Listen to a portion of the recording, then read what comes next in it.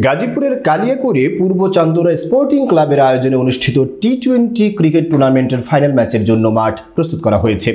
আগামী 10 ডিসেম্বর দুপুর 12টায় জমকালো এই ফাইনাল ম্যাচটি অনুষ্ঠিত হবে। ফাইনাল ম্যাচ উপলক্ষে এক বিশেষ অনুষ্ঠানের আয়োজন করা হয়।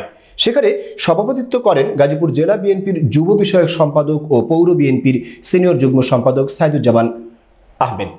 টুর্নামেন্টে প্রধান পৃষ্ঠপোষক হিসেবে থাকবেন সাবেক কাউন্সিলর সারার হোসেন আকুল। তিনি বলেন, আমাদের মূল উদ্দেশ্য তরুণদের মোবাইল ও মাদক থেকে দূরে রেখে খেলাধুলায় মনোযোগী করা।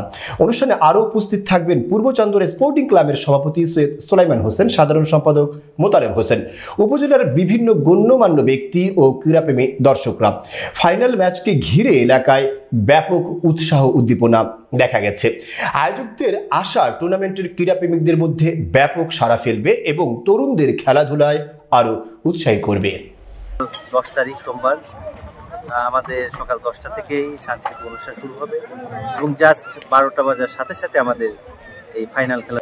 আমরা যে উদ্দেশ্য নিয়ে এই খেলার আয়োজন করেছি, মোবাইল এবং মাদক ছেড়ে মাঠে চলার জন্য, আপনার উপস্থিতি আমাদের এই অঞ্চলের যুব সমাজকে অনুপ্রাণিত করবে। কাজে আমি আপনাদের সকলকে অনুরোধ